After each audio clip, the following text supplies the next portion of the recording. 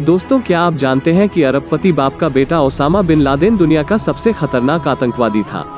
आपको ये बात जानकर हैरानी होगी कि लादेन के बाप के मरने के बाद इसके हिस्से 30 से 35 करोड़ डॉलर आए, जो कि इंडियन करेंसी में करीब 2000 करोड़ रुपए बनते हैं। अब इतना पैसा होने के बावजूद भी अमेरिका के सैनिकों ने उसको उसके ही घर में घुसकर कैसे मार दिया। लादेन की पूरी कहानी जानने के लिए वीडियो के एंड तक हमारे साथ बने रहिए। तो चलिए वीडियो को शुरू करते हैं। दोस्तों, 2009 में अमेरिका के राष्ट्रपति बराक ओबामा और उनके बहुत से कर्मचारियों के साथ उनकी मीटिंग हुई। उस मीटिंग में ओसामा बिन लादेन की खोज को जल्दी करने और हर महीने उसके प्रोग्रेस की पूरी डिटेल राष्ट्रपति की मीटिंग में पेश करने को कहा। यह सभी बातें टॉप सीक्रेट रखी गई। इस जांच पड़ताल में अबू अहमद अल कुवैती नाम के शख्स का पता चलता है, जिसका ओसामा बिन लादेन के साथ बहुत क्लोज रिलेशन था। फिर अमेरिका के जासूसों ने उस पर और उसके फोन कॉल की हिस्ट्री पर कड़ी निगरानी रखी।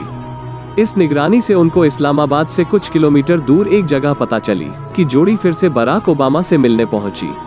वहां पर उन्होंने पाकिस्तान के आपदाबाद की पूरी जानकारी राष्ट्रपति के सामने रखी, जहां पर ओसामा बिन लादेन के रहने की इंफॉर्मेशन भी थी। दोस्तों, जिस घर में लादेन के रहने का शक था, वो घर आसपास के घरों के मुकाबले काफी बड़ा था। इस जगह के मालिक इब्राहिम थे। दोस्तों, इतनी बड़ी प्रॉपर्टी होने पर भी इब्राहिम एक अहाते में रहते थे, जबकि उन्हें मेन घर में रहना चाहिए था। इस घर की बालकनी को भी दीवार से कवर किया गया था और दोस्तों, इस घर का कूड़ा भी बाहर फेंका नहीं जाता था, जबकि घर में ही जला दिया जाता था। दोस्तों, ये सब जानकारी मिलने पर अमेरिका ने हवाई हमले से घर पर अटैक करना चाहा, लेकिन उनको ये पता लगाना मुश्किल हो जाता कि लादेन मर चुका है या नहीं। और इस अटैक से पास में रहने वाले लोगों की जान को भी खतरा हो सकता था, और तभी इस मिशन को यहीं पर रोक दिया गया। दोस्तों, फिर एक दूसरा मिशन सोचा गया और उस पर काम करना शुरू कर दिया गया, जो था हेलीकॉप्टर से उस घर पर फौज से अटैक करना।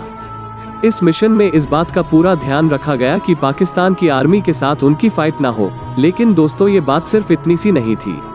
अमेरिका के जवानों को घर में उतार के उस घर की पूरी तलाशी लेनी थी और लादेन को ढूंढना था। अब इतने में ओसामा बिन लादेन तो किसी बंकर में जाकर छिप सकता था, और ऐसे में हमारे सैनिक भी वहां पर फंस सकते थे। दोस्तों, इस ऑपरेशन में हिलेरी क्लिंटन का ये कहना था कि अगर पाकिस्तान में किसी जगह पर ऐसे अटैक किया गया तो इस वजह से पाकिस्तान और अमेरिका के बीच के संबंध खराब हो सकते हैं। फिर दोस्तों, 29 अप्रैल को ओबामा ने अपने कर्मचारियों को ईमेल भेजकर एक जगह मीटिंग के लिए बुलाया, और इसी मीटिंग में उस मिशन को मंजूरी दे दी गई।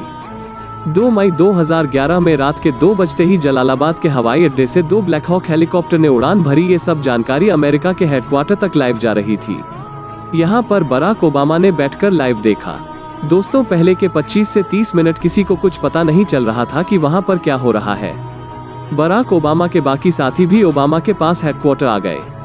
थोड़ी ही देर में अपना बात से अमेरिका के राष्ट्रपति को खबर मिली कि दुश्मन मारा गया, लेकिन ये खुशी अभी भी उनके लिए अधूरी थी, क्योंकि उनके हेलीकॉप्टर ने अभी तक उड़ान नहीं भरी थी और तब तक उनकी सांसें अटकी रही थी, जब तक सुबह के 6 बजे अफगानिस्तान के जलालाबाद में हेलीकॉप्टर ना पहुंचा।